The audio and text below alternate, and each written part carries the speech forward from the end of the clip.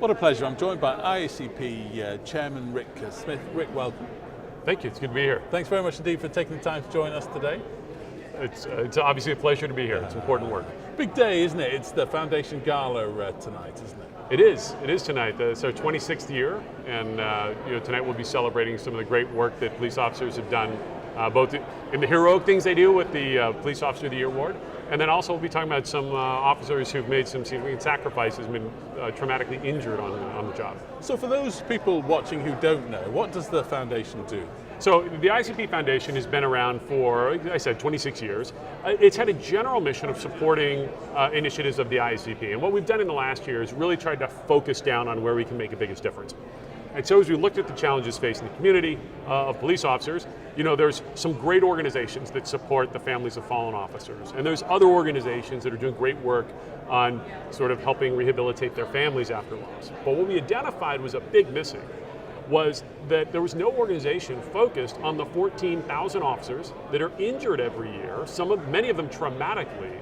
And as you can imagine, these people sometimes feel abandoned, maybe they can't be police officers, so not only do they lose the camaraderie of being in the law enforcement profession doing the job they love, but they might be facing all sorts of additional debilitating things that alter their life. So the new mission of the IACP Foundation is that traumatically injured officers should never feel abandoned.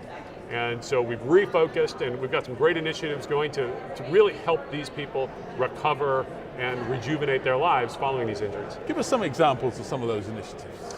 Well, so we've got a few.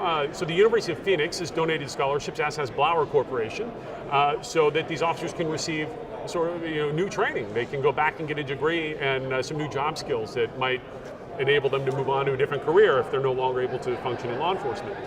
Or we're really excited about a new initiative where we're actually providing financial support.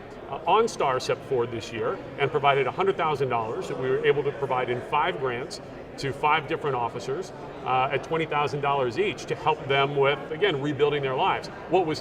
As happy as we are that OnStar stepped up and helped with this, it's also pretty sad that we received over 200 applications when we sent out the call for officers that might need assistance, and we were only able to help 5.